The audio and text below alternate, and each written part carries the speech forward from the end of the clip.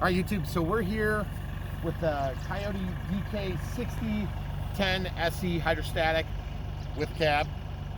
And so 60 horsepower, 3-cylinder turbocharged diesel.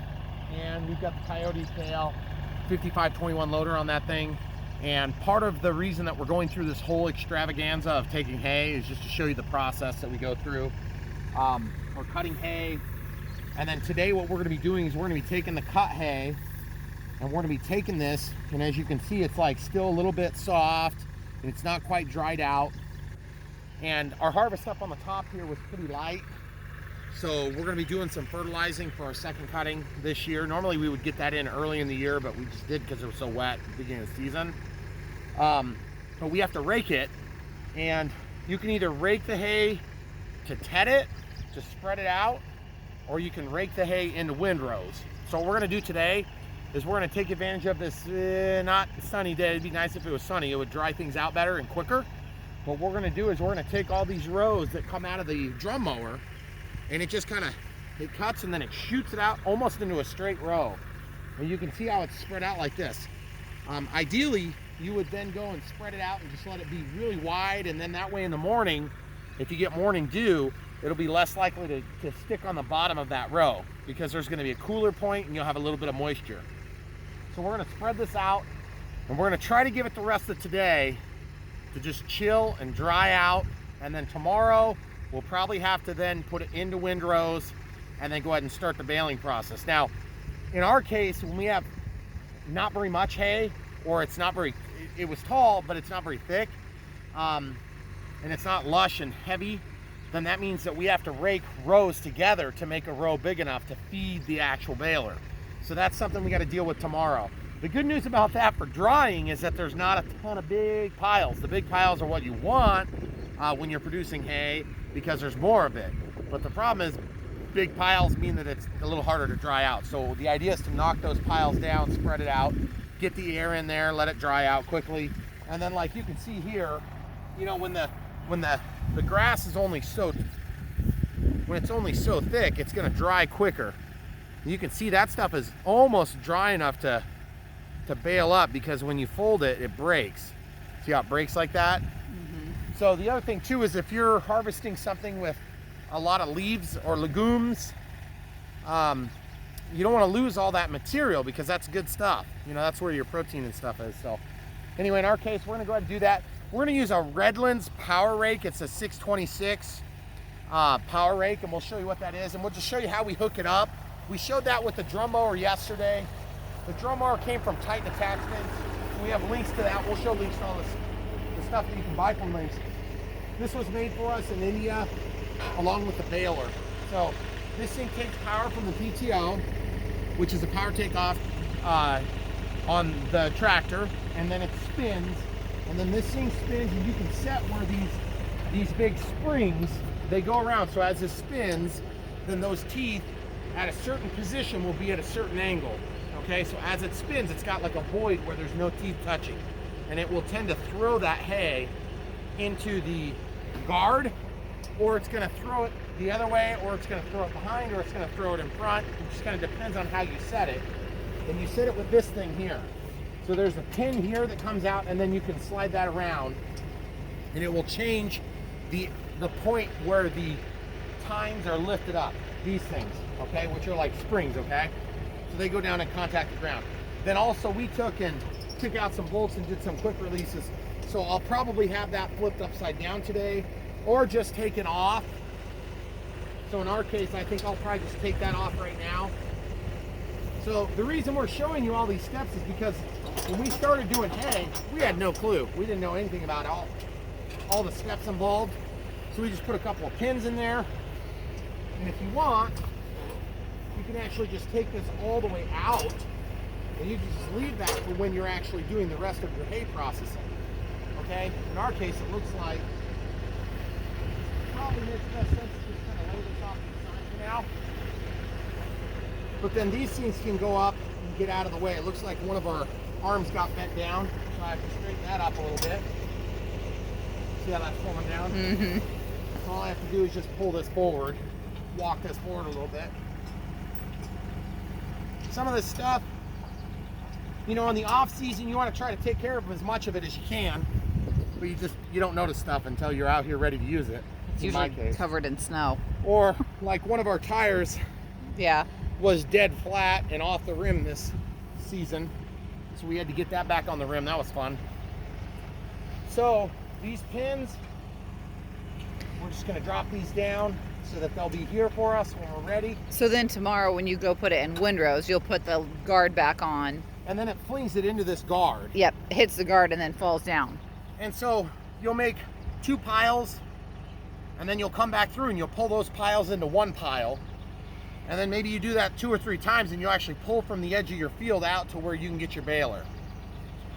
And the idea is if I ran the baler up and down, I'd be making like 4,000 trips. Yeah. So when you cut, like you can see how wide this is where the cutter is. So you're cutting 54 inches wide in our case. Well, the guys that are doing this as their only means of income, the guys that are really producing a lot of hay, they might cut 10 feet wide. You know, 10 feet, 120 inches instead of 54 inches. But they're also doing it at like 15 miles an hour. So I can go 19 miles an hour with this tractor, but I can't go 19 miles an hour in a field because I would die. Even if it'll go that fast, it's bumpy. So bigger wheels mean a better ride. So when you're considering these things, these are things that you don't recognize when you're new to, you know, farming or having an acreage. So for us, we didn't know any of this stuff, but I'm gonna be honest with you. You won't appreciate that until you buy too small a tractor and then you try to use it. Now we did all this stuff with the 1025R, but I just did all this yesterday and I didn't sweat at all in this tractor. I was cold the whole time and I had no problems lifting this up, and I've almost forgotten how terrible it was to try to do that with a small tractor, because a small tractor will barely lift this. In fact, when we first did it, before we ballasted the left side of the tractor, we couldn't lift it up. We couldn't have it over to the side because it would tip the tractor over. So you can just imagine, when they're not designed to do that, it doesn't work very good. So you have to get the right size equipment for your tractor. And as a new tractor owner, you're gonna think that thing can do anything. You know, it says, oh, it can only lift 800 pounds. Yeah, that's all right, we can lift 1,000 with it. Yeah, you probably can, because it's just gonna stop. So this thing has 2,800 pound lift capacity on the front, and I think like 3,200 or something like that on the 3-point.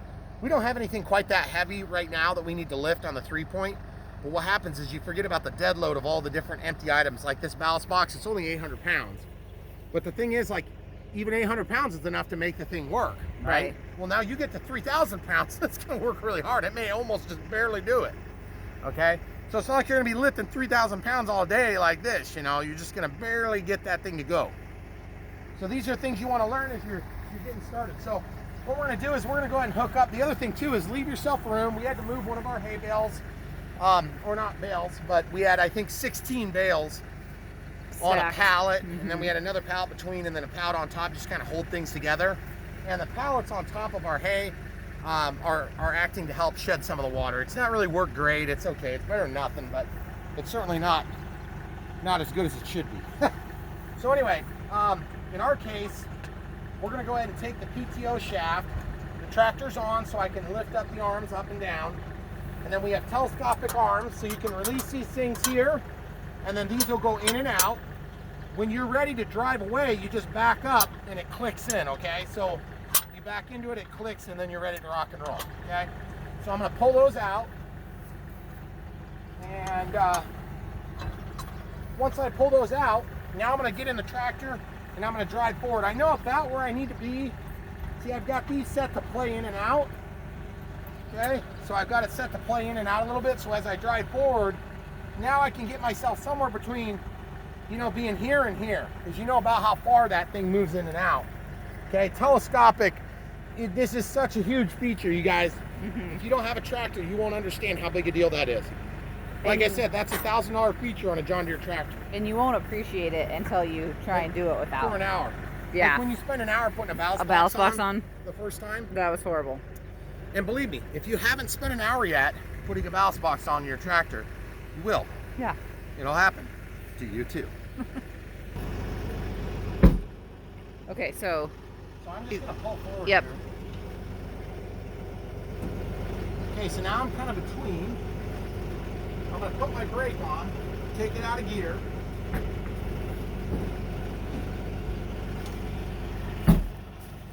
And so normally in an open cab, meaning you don't have a cab, you just kind of have like you sit on top of the tractor, then you can see really good. Well, in this tractor, I can see really good because this whole window opens up and it acts like an awning, keeps the rain and stuff off you, which is really nice. Some tractors are a lot better than others on that front. Okay, so now that this has moved back, you can see all I have to do is basically, you can lift up your 3-point, but you just need to be aware that they're attached together, okay? So when you lift the left side, the right side also goes up, okay? Unless you decouple it, like in our case, we can take these arms off real easy. And then you can move this one independent of that one. You can also adjust it here so that you lift up the left side or the right side. Like if you're plowing and you want to plow a ditch, your tractor's ahead of the plow, so you can adjust that down or up.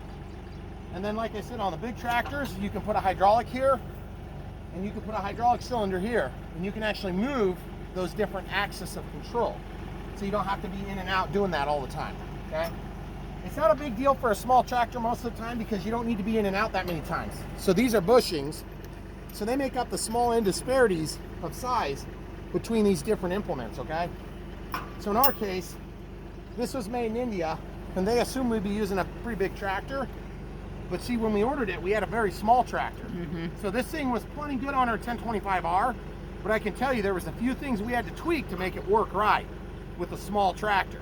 Because a real small tractor, you know, it's not only is it hard to lift, but then sometimes the 3-point arms aren't designed to really get it in the right geometry.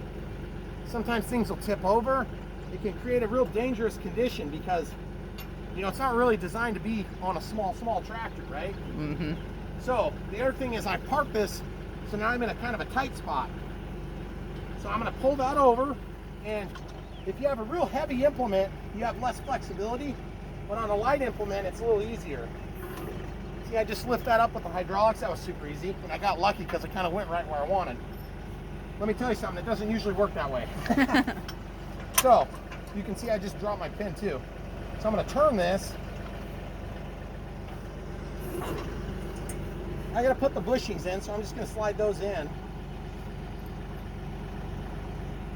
And I'll lower this down a little bit. See, that bushing wanted to fall out because it was spinning. Okay.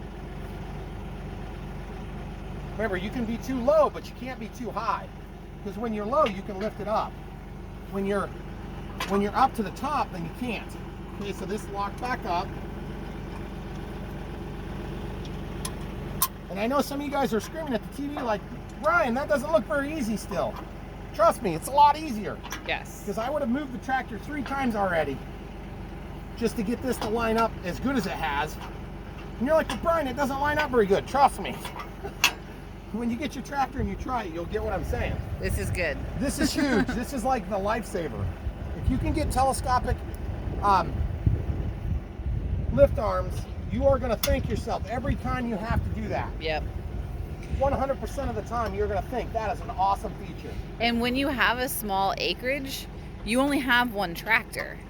If you have a big, huge farm, you have a tractor set up with all, like... You might leave these things hooked up. You have 6 tractors or whatever. Well, you may not. Not, but on a small farm, you only have one tractor. If you're doing hay as a full-time thing, you're going to probably have a tractor that just runs your baler. You're going to have a tractor that runs your rake, and you're going to have a tractor that goes around and tenders the hay. So you may have a specific trailer set up for that. And then you may have like a really nice tractor that you use for plowing and everything else. But I don't know, it just depends on, every farm's different. Okay, so now we're hooked up there. Okay. So now we need to basically get the top link attached. This is called the top link here. So we're going to pull this down. And I'm going to unhook my little safety chain that's not being used as a safety chain. And I'm going to, these are the crappy little chains you get with stuff. So now the top link is going to need to be adjusted each time to the appropriate size. And that's the other thing we didn't really talk about when we did the 54-inch drum mower. The first time you hook up an implement, it's a real pain in the neck because you never quite exactly know what you need to do until you do it the first time. I mean, you know kind of the general idea of what you need to do, but you may not know if it's going to line up at all. You may have to actually take a hammer and beat the crap out of something to get things to line up. And then other times, you know, like when we laid this 54-inch drum mower down, I remembered to latch it shut. Yep. So then the leg was on top of the blocks of wood that we had before, okay? Well, that caused a new problem because then I couldn't, it bound up the 3-point. So the 3-point wouldn't relax to let me unhook it. So then I had to take the wood blocks out and then it went down fine. So these are the types of things you run into and you just need to be prepared to deal with it. I mean, I wouldn't say that any of these one particular step or the other is really hard. It's just sometimes it might be a pain in the neck, but it's not that hard. Okay, so now you'll notice this PTO shaft. You know, we cut these to fit our old tractor. So this little extension thing has worked out really nice in that it gets us from ending about here to ending about here. Well, that's about the difference in dimensions from what we experienced previously. Now we need to be careful with the telescopic arms that if we hook this up, once those telescope in, we don't want to crush this PTO shaft. So this might be too long still yet, okay? Okay, you'll notice that it's on there, and there's a trick. If you can't quite get it lined up, you see this pin? You can push this pin in and slide that in, and then sometimes that'll give you enough to actually get this on, okay? And you notice this cracked over the winter because it sat out in the winter because I like to keep all this stuff together. Looks like we might be a little bit too short right now. So I'm going to let this down to the ground. Hopefully it doesn't slide off. And then I'm going to try to pull this off, okay? See? Came right off. That worked pretty nice. good. That's I good. was not expecting that to go. I was not either. So, PTO shafts are always a pain to hook up. See, now look. We're going to end up just about pulling the thing out. Okay? Because this needs to have so much overlap to be safe, basically. Because this is extremely powerful. I mean, there's a ton of power coming out of that thing. You do not want that thing to break. It would be an extremely dangerous condition. Even if you shut it off really quick, it's still extremely dangerous. It's dangerous to do this while your tractor's running because something can always break, right? Well, I'm a realist. It's on. There we go. So now get that back until it clicks. You can see the pin drop. So that's locked. Okay? That's locked. Okay? That's okay because we know we have to collapse. Okay? So now this tool, that was $75. And that seems like a lot of money until you go buy a $300 PTO shaft to replace one PTO shaft that cut too short. It probably saved us yesterday. It did. Because that would have been super dangerous if I wouldn't have done it. Yeah. So then I can just plop this up here. Keep that toolbox free for just the bare essentials if you can. And then if something breaks, you got a few pins because when you're doing hay, you're going to have a pin. You're going to lose a pin. I'm promising you. Yep. It will happen. Just plan on it and then you'll be prepared. Now, the next thing we have to do is we don't want this waddling back and forth as we run. So I'm going to go ahead and very carefully, I'm going to bring this so it's just basically true up and down. And then I can lift this whole thing up. See how they locked? At least one of them did. There's the other one. Okay? Just be careful. You can actually break these PTO shafts if you get them at too extreme of an angle. Now we can just look at the tires. Make sure they're not flat. That one's got more pressure than this one. So that would be a good time to check your pressure on there. And then now that I can actually lift this high enough, I can pull that out. Okay. One complaint on this machine is there should have been a set of holes down here because on our other tractor it was too small. We couldn't lift it high enough to get it out. So we had to get real creative. Okay. I bring these legs with me. And you're probably thinking, well, why don't you just take them off? Well, if you take them off the first time you need to stop and you have an emergency, you're going to be stuck hauling this back. Okay? I'm hoping we don't have that problem, and I've never run into it yet. I have had this thing come off while I'm running, and I'll show you how. These didn't have pins like this. These pins weren't pins like this. Okay? these pins were just They were like the hairpin. like hairpins. Pins. Yeah. Like And, this. Yeah, show them one. One of these. Yep, and that did not work very good. No, it came out. It was dangerous. Yeah. So I lost that thing right there at night On the hill. by myself in the dark. I think the second time I used it. Yeah. That was a number of different stupid mistakes that all compiled into one big, not quite catastrophe. Nobody died, nobody got hurt, but I learned a good lesson without. And it could have ended the other way. I don't know about death, but somebody could have got hurt. I had my tractor e-brake on, shut off, and I was out there trying to get that thing wrangled back on. That was scary. Yeah. So don't do those mistakes. I'm telling you because I did it. And you're probably going to do it too. So just plan on it. So I have to get this other pin on.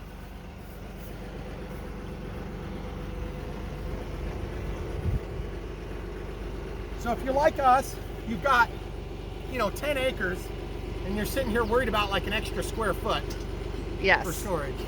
You are.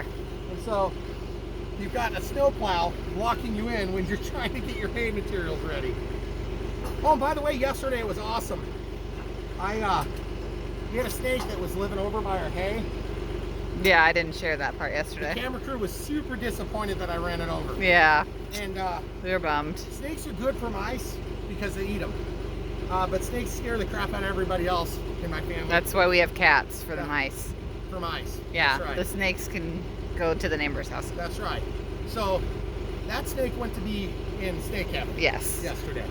In So, several added benefit, pieces. If you're into snakes, maybe you want to like warn them, like, "Hey, snakes, I'm coming through. Yeah. Watch out. I don't think you're gonna win." So we'll pause and get set.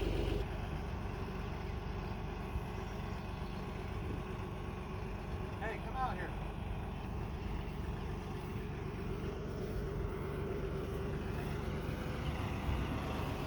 Okay, you good? Yep. Okay, so we're gonna go ahead and just test it to make sure everything goes up and down. And we also want to look at how much slop we have. So that's too much slop on the left or right. So we got to get that adjusted. Oh, okay. So I'm going to leave the tractor on so we can go up and down with it.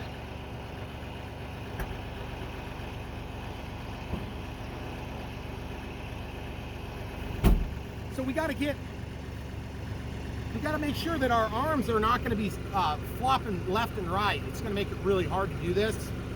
So we showed kind of doing this a little bit on the last machine, but I don't know if you guys can tell, but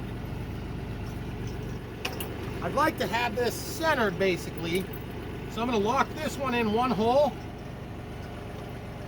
and there's two different places to put those pins down. We're here. Yep. Yeah. So this one here, it's already kind of locked in there. I feel like maybe I'll see if I can get it to go. Nah, it's not gonna go. The more tightly you keep that controlled, the easier it's gonna be to do this raking. Now show them over here. I have it kind of favoring to my right side. Okay, so if we were to drop that down, it's favoring to my right side. And I guess honestly, as I'm driving, I look in that mirror. I don't know if you can see the seat of the. Yeah, I can. That means Yeah. I'm gonna be looking right here. Okay. So those mirrors are a godsend. If you don't have mirrors on your tractor, definitely get mirrors. Believe it or not, they're an option on John Deere tractors. I don't know why. Crazy. Because everything is an option on a John Deere tractor. So that being said, when you're driving, you don't want to have to face backward the whole time, but you can. And it is nice to be able to do that. There's a handle that goes around on this door, and I'm able to use this to rest my body as I look backward. You'll be surprised how much you do look backward when you're running a tractor. And that's why you never run in front of a tractor, ever. If you're a kid watching this, I don't know why you'd be watching this, but if you are watching this, don't run in front of a tractor, don't run behind a tractor. Make sure the guy running the tractor, the girl running the tractor knows you're there. Otherwise, you're gonna end up squat like a pancake. And that's a big thing with kids. If you have little kids, you really have to, you can't mess around Right. with tractor safety. Yeah, there's just so much that can go wrong. But as you can see, it's favored over to this side. I'd really like to establish it over to the center. Okay. So let's do that. So the way we're gonna do that is pretty simple. We're just gonna do both sides, make it easy on us. Do you want me to Okay. Yeah, go ahead and pull it if you want. See, there's not much weight on it, and if you can't pull it, just wiggle the whole implement, okay? So now I can move it, and you can just center it where you want it. See, now the PTO shaft is centered, which is going to make it easier on everything. Do you want me? Now, I think I want to go just a hair towards you so I can get one of these holes lined up. And see, like on our 1025R, we had to line up. We had like a turnbuckle thing, didn't we? We had a turnbuckle, which was nice because you could do an infinite amount of adjustment, but it was not nice because you literally had to adjust it that way. It took forever. I think if you go in, you're close to that one. Okay. That'll probably be about centered. So I gotta go a little bit? Yeah, if there's... Can you grab it and just pull it? Towards you? Yeah, just pull. There you go. A little bit more. A little bit more. A little bit more. Yeah. Okay, that's not gonna probably go. Okay, let go. Okay. There we go. Okay. Okay, so now it's in. So I don't know if you guys can tell. Yeah, see, I think we're just kind of between steps. Yeah. It's fine. And then also, if you guys are new to tractors, a lot of times you can take these arms completely off. You can take that arm off, you can literally rotate it to the other side, and it will change the width of your grip, okay? Oh. So like you see how this is in like this, and that's out? Well, you could switch those, and then you'd have a real narrow lifting arm. You can also get shorter lifting arms if you want them, and that will increase your lifting capacity. So I wouldn't recommend it. It's already tight now with some implements, and that's one of the worst parts of subcompact tractors is you got to be able to get up here and do stuff. Yeah. So, all right, now that we have that done, we can lower it to the ground safely. Let it ride on the ground. Now I'm gonna basically pull forward so that well, actually, it's annoying to center that thing, so I'll just center it like that. Because that allows you to make sharp turns. One thing yesterday I noticed, and I always notice, is that I'm making a lot of sharp turns even when I'm cutting with a drum mower. It stays up close to the tractor, but you're turning, you gotta be careful. You tear up your yard so much if you're in four-wheel drive. But like for us on the hills, you gotta be on four-wheel drive, or in ours, it's like a forward assist. It's so much safer. So now when we turn this on, I have to just adjust the height, which this adjusts the up and down so that we can get the tines to touch. I've already used this tractor with this implement because we had to scratch up in that area where it's real green and we were putting down seed. I was like, well, we'll just try this, see if it works, and it worked okay. Mm-hmm. So we've already kind of made some adjustments to make this work with the tractor, whereas the drum mower, we had never actually hooked it up yet. So we should be able to turn this on and see where it's pulling and stuff, and if we're satisfied, we'll start going. Okay.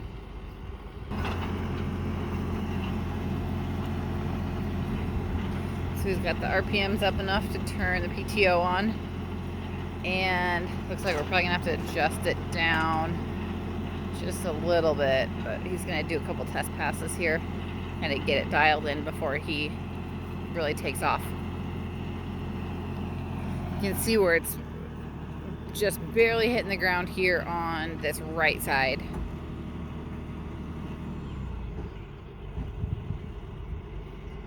So as you can see, we're not touching the ground. So I gotta bring this down.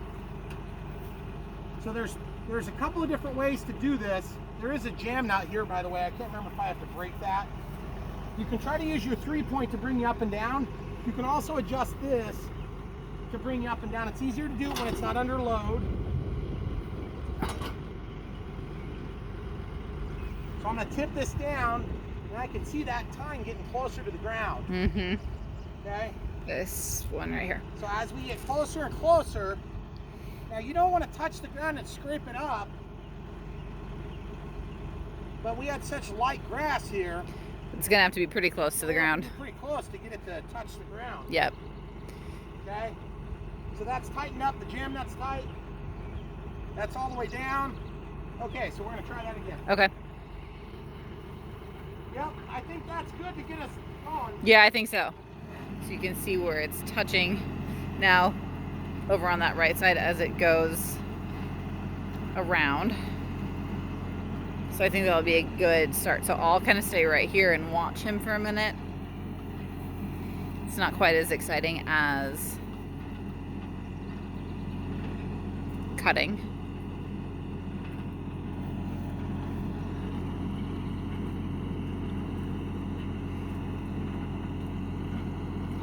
He's just going to adjust that top link down just a little bit more from inside. It seems to be making the biggest difference right now in adjustment. And our ground is not super even, so it's always a little bit tricky, especially in the back. He was talking yesterday about how much bumpier it is on our back field than what it has been up here.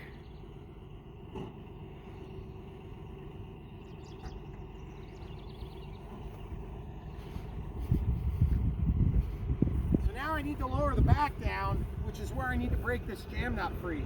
Oh, okay. So I don't know if I'm gonna have to get a tool for that. Let's see if it goes first. Whoops. Oh, that can be folded up too. See? That brings you up or down on the main shaft. Do you want me to go grab a crescent wrench? Okay, hold on. Okay, so we have the PTO shaft running. It's running slow. It's still very dangerous. But I want you guys to see how this works, okay? So I've adjusted the up and down a bunch just to kind of get things laying where I want it to lay. Now I can use this to fine tune where it's hitting the ground. I want it to hit pretty hard on the back. See that? See how it's kind of pulling that hay up? It's gonna go faster when I kick the RPMs up, obviously. Then I can lift up and make a quick adjustment, or I can lower it down and keep going, okay? And right now the arms are dropping there and then they're picking back up here. So I'll stop this and show you how to adjust that. So the PTO's off now. So this, by the way, this is really easy to adjust. You got to get it up in the air. I kind of like where it is, so we'll come back to that spot. You just pull these two pins out, it locks this. See, then that changes where your pickup and where you're flinging, okay? So like if I wanted to start flinging there and pull it and then fling it that way, that would throw us toward, you know, like maybe you want to make windrows on this side. So you put that tool in over here. Well, this is going to start picking up about here, which is driving, we're driving forward. So it's going to go like this and then fling it over here. So the idea is that we're going to spread the pile out, or at least that's what I think is going to happen. So now I can put my pin back in.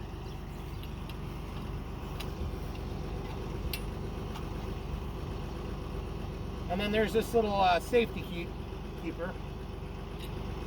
There you go. So now,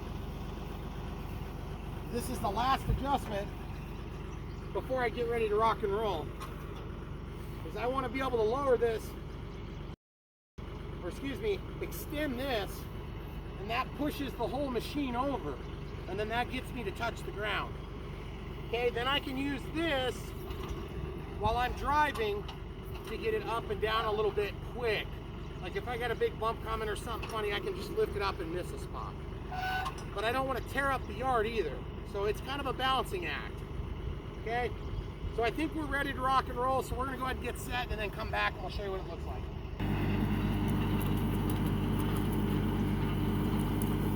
Okay. Oh, it's working.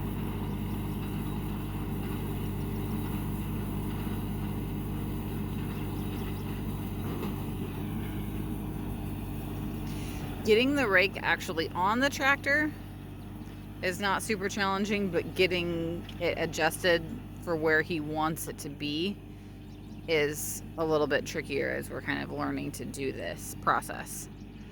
So I'll watch him do a couple passes and then I'll probably go stand up on the hay pile like I did yesterday so you can have a little bit better aerial view. And he's gonna have to figure out his path too to help get that hay spread out. So I'm gonna back up here so I'm by the hay pile so I'm not in his way. He's really gonna have to watch backwards a lot to get started with.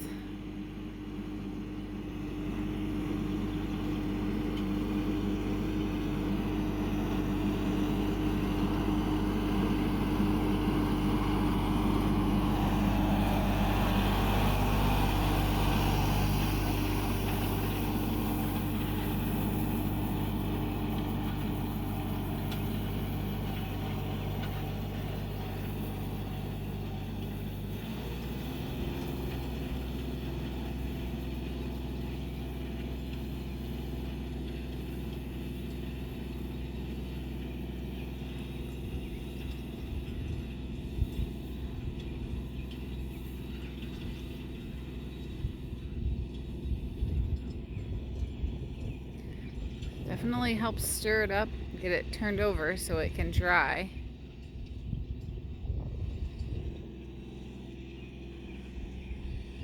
All right, I'm gonna switch spots while he's coming back.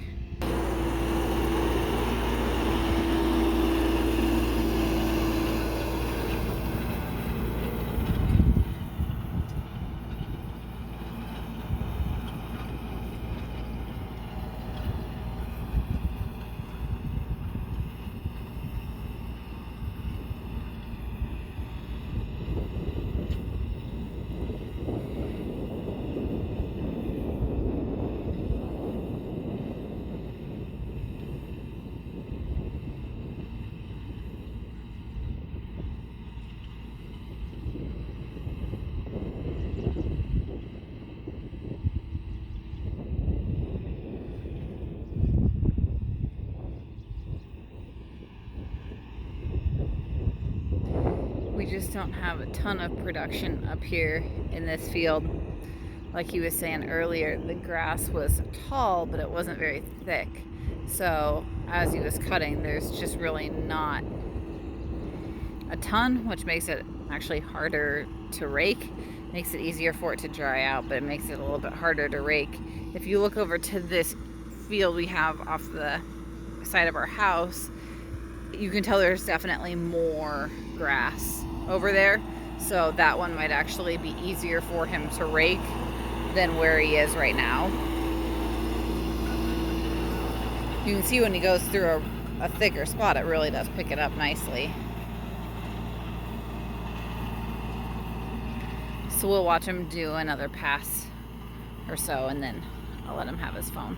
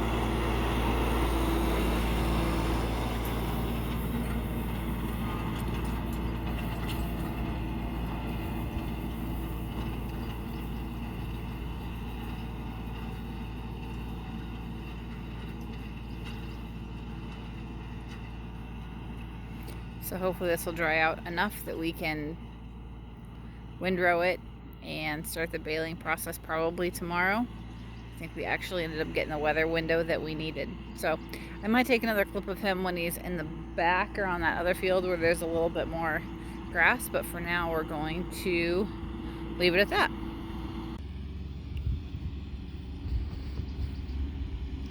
I'm gonna do another clip over here on this side of the field. We've spent a little bit of time kind of trying to get this dialed in, and this is definitely something that we are kind of struggling with, exactly how to get this rotary rake to work the best in our application. But he's getting it kind of dialed in a little bit better. You can see it's picking up more grass. And he's kind of actually getting a little row started there.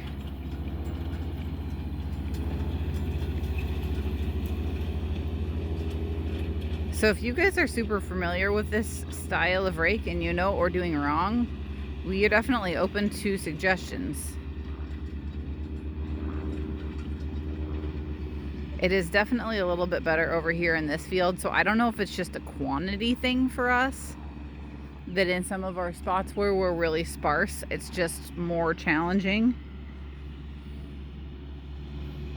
And it's not necessarily the rake, it might just be the grass. But this seems to be a little bit better over here on this side, so we'll watch him do a couple of passes.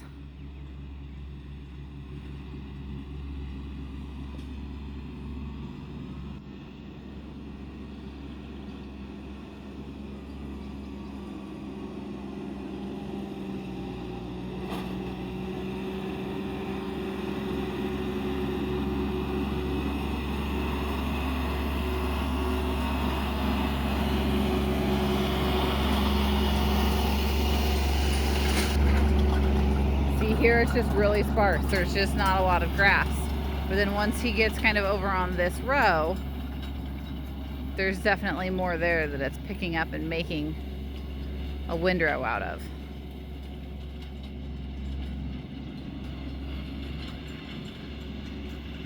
I'm gonna run over to our back deck and give you one more vantage point before I call it good.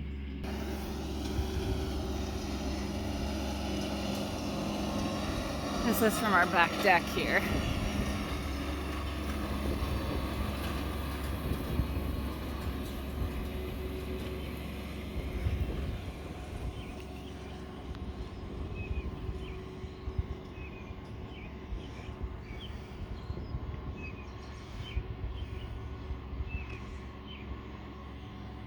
I feel like it's definitely working better over here in this field.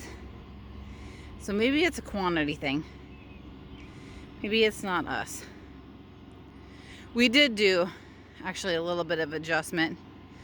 There's coming up, it's kind of our steepest hill right over there. We did do a little bit of adjustment right before I started filming again. And we moved that pin lever adjustment. He's gonna go behind the house here for a second. We moved that pin lever adjustment. So it's pointing at like 1 o'clock. It's all the way up closest to me now. And we kind of had it on the other side. So maybe it's just kicking it at a different spot. But then we were able to lower it with that top link to get it down, tilt it down and get as much ground contact as possible. So maybe that's what's making the difference kind of finally now. So we will check back in with him here in a little bit.